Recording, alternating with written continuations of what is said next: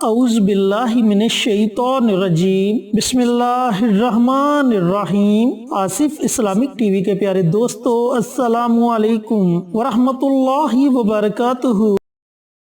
اللہم صلی علی محمد وعلی آل محمد کما صلیت علی ابراہیم وعلی آل ابراہیم انک حمید مجید۔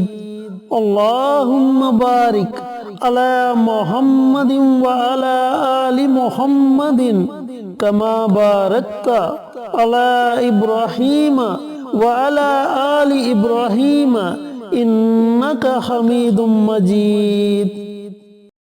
میرے دوستوں، میرے بھائیوں، میری بہنوں، رمضان المبارک جاری و ساری ہے۔ اس کی رحمتیں، اس کی برکتیں، اس کی عظمتیں ہم پر نچھاور ہو رہی ہیں، اور رمضان المبارک کا دوسرا عشرہ ختم ہونے کو ہے، اور رمضان المبارک کا تیسرا عشرہ، جسے بخشش کا عشرہ کہتے ہیں، شروع ہونے والا ہے۔ اور آج میں آپ کے ساتھ 3 ایسی دعائیں شیئر کروں گا جنہیں آپ نے رمضان المبارک کے تیسرے عشرے میں پڑھنا ہے، یعنی کہ 21 رمضان المبارک سے آپ نے یہ عمل شروع کرنا ہے، اور اگر 29 روزے ہوتے ہیں تو 29 رمضان المبارک تک اس عمل کو آپ نے جاری رکھنا ہے، اور اگر 30 روزے ہوتے ہیں تو آپ نے اس عمل کو 30 رمضان المبارک تک جاری رکھنا ہے۔ میرے دوستوں، میرے بھائیوں، میری بہنوں، دنیا کے لیے تو ہم بہت زیادہ کوششیں کرتے ہیں، سر توڑ کوششیں کرتے ہیں، دولت حاصل کرنے کے لیے، عزت حاصل کرنے کے لیے، ایک دوسرے سے تعلقات بحال کرنے کے لیے، لیکن اس دنیا داری کی محبت میں ہم آخرت کو بھول جاتے ہیں۔ آج جو عمل آپ کو بتاؤں گا، اس عمل سے آپ کو دنیا کے بھی فائدے ہوں گے اور آخرت کے بھی فائدے ہوں گے۔ دوستو، اصل زندگی آخرت کی زندگی ہے، اگر وہ سنور گئی تو پھر مزے ہی مزے ہیں۔ اور رمضان المبارک کا مہینہ اللہ رب العزت نے ہمیں نصیب کیا، ہمیں اس مہینے سے بھرپور فائدہ اٹھانا چاہیے، اور اس مہینے سے اللہ رب العزت کی رحمت کو اپنی طرف متوجہ کروانا چاہیے۔ چینل پر نئے آنے والے دوستوں سے گزارش ہے کہ چینل کو سبسکرائب کر کے ساتھ گھنٹی کے بٹن کو دبا کر آل نوٹیفیکیشن پر کلک کر دے، تاکہ میری ہر نئی آنے والی ویڈیوز کی اپڈیٹ آپ تک بر وقت پہنچتی رہے۔ جزاک اللہ۔ میرے دوستوں، میرے بھائیوں، میری بہنوں، جو 3 دعائیں آپ کو بتاؤں گا، ان 3 دعاؤں کو آپ نے روزانہ پڑھنا ہے، اور 21 رمضان المبارک کے دن سے شروع کرنا ہے، اور 30 رمضان المبارک تک یا 29 رمضان المبارک تک اس عمل کو آپ نے جاری رکھنا ہے۔ ان 3 دعاؤں کو پڑھنے کا آپ کو فائدہ یہ ہوگا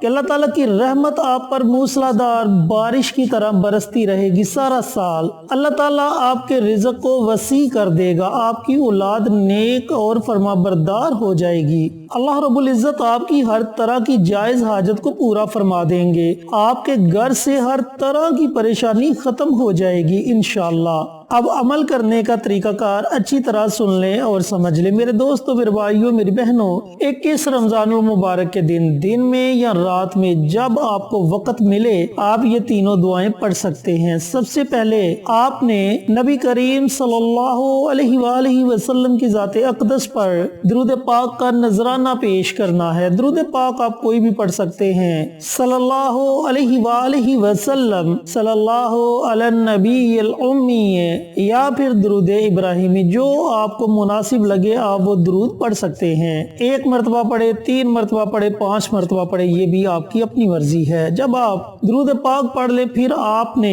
حضرت یونس علیہ السلام کی دعا پڑھنی ہے، جسے ہم آیت کریمہ کہتے ہیں۔ دوستو، یہ بڑی مجرب اور بڑی طاقتور دعا ہے، اس میں اسم اعظم ہے، اور جب کوئی بھی دعا اسم اعظم سے مانگی جائے تو اللہ تعالیٰ اس دعا کو ضرور قبول فرماتا ہے۔ اسی طرح حضرت یونس علیہ السلام جب مچھلی کے پیٹ میں قید ہو گئے تو آپ فرماتے ہیں کہ میں نے 3 طرح کے اندھیروں کا سامنا کیا، ایک رات کی تاریکی کا اندھیرا، دوسرا سمندر کی گہرائی کا اندھیرا، اور تیسرا مچھلی کے پیٹ کا اندھیرا۔ مچھلی جب سمندر کی تہ میں جاتی تو سمندر کی تہ میں نے کنکریوں کو پڑھتے ہوئے سنا، لا الہ الا انت سبحانک انی کنت من الظالمین، لا الہ الا انت سبحانک انی کنت من الظالمین۔ تو آپ فرماتے ہیں کہ میں نے بھی اس دعا کو ورد زباں بنا لیا، میں نے بھی پڑھنا شروع کر دیا، لا الہ الا انت سبحانک انی کنت من الظالمین، لا الہ الا انت سبحانک انی کنت من الظالمین۔ اور اللہ رب العزت نے میری فریاد کو سن لیا اور مجھے مچھلی کے پیٹ میں سے آزادی عطا کی۔ تو میرے دوستو، میرے بھائیوں، میری بہنوں، کتنی طاقتور دعا ہے۔ اس دعا کی آپ نے ایک تسبیح پڑھنی ہے، یعنی کہ 100 مرتبہ درود پاک کے بعد آپ نے یہ دعا پڑھنی ہے، لا الہ الا انت سبحانک انی کنت من الظالمین۔ اس دعا کی آپ نے ایک تسبیح 100 مرتبہ اس دعا کو پڑھنا ہے۔ دوسری دعا بڑے ہی مبارک کلمات ہیں جن کے بارے میں پیارے آقا سرور کائنات حضرت محمد مصطفیٰ صلی اللہ علیہ وآلہ وسلم کا ارشاد گرامی ہے کہ یہ کلمات زبان پر ہلکے، وزن میں بھاری اور اللہ رب العزت کو بہت زیادہ محبوب ہیں۔ ایک صحابی نبی کریم صلی اللہ علیہ وآلہ وسلم کے پاس فاقے کی شکایت لے کر حاضر ہوئے، یعنی کہ کہنے لگے کہ یا رسول اللہ صلی اللہ علیہ وآلہ وسلم، میرے گھر میں بڑی تنگ دستی ہے، بڑی پریشانی ہے۔ تو آپ صلی اللہ علیہ وآلہ وسلم نے فرمایا کہ تم وہ تسبیح کیوں نہیں پڑھتے جس کی بدولت اللہ رب العزت تمام مخلوق کو رزق عطا کرتا ہے؟ تو ان صحابہ نے عرض کیا کہ یا رسول اللہ صلی اللہ علیہ وآلہ وسلم، مجھے بھی وہ تسبیح بتائیے۔ تو آپ نے فرمایا سبحان اللہ و بحمدہ، سبحان اللہ العظیم و بحمدہ استغفر اللہ۔ یہ وہ کلمات ہیں جن کی بدولت اللہ رب العزت تمام مخلوق کو رزق عطا فرماتے ہیں۔ تو ان صحابہ نے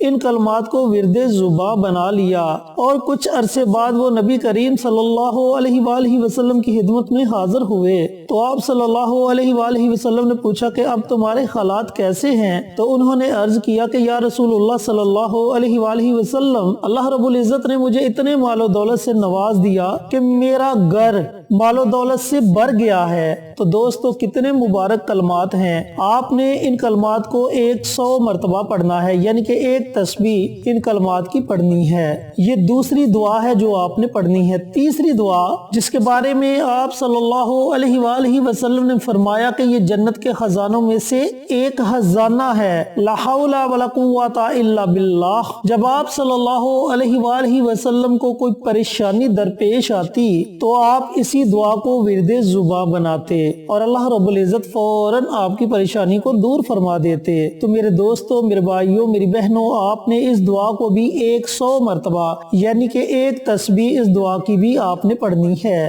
جب آپ تینوں دعاؤں کی ایک ایک تسبیح پڑھ لیں تو آخر میں آپ نے پھر نبی کریم صلی اللہ علیہ وآلہ وسلم کی ذات اقدس پر درود پاک کا نذرانہ پیش کرنا ہے اور پھر اللہ تعالیٰ کی بارگاہ میں اپنے ہاتھوں کو اٹھا لینا ہے، بڑی عاجزی کے ساتھ، بڑے انکساری کے ساتھ اللہ تعالیٰ کی بارگاہ میں آپ نے دعا مانگنی ہے۔ 21 رمضان المبارک کے دن بھی آپ نے اسی طریقے سے یہ عمل کرنا ہے، پھر 22 رمضان المبارک کے دن، 23 رمضان المبارک کے دن، 24 رمضان المبارک کے دن اور مسلسل 30 رمضان المبارک کے دن تک آپ نے اس عمل کو جاری رکھنا ہے۔ اس عمل کے پڑھنے کا کوئی وقت مقرر نہیں، آپ دن میں پڑھیں، رات میں پڑھیں، جب آپ کا جی چاہے آپ اس عمل کو، اس وظیفے کو پڑھ سکتے ہیں۔ روزانہ یہ 3 دعائیں آپ نے پڑھنی ہیں، اول آخر درود پاک پڑھنا ہے اور اس کے بعد اللہ تعالیٰ کی بارگاہ میں اپنی حاجات کے لیے دعائیں مانگنی ہے۔ اللہ تعالیٰ سے دعا گو ہوں کہ اللہ پاک یہ مبارک عمل، یہ مبارک دعائیں مجھے بھی، میرے تمام بھائیوں کو، میری تمام بہنوں کو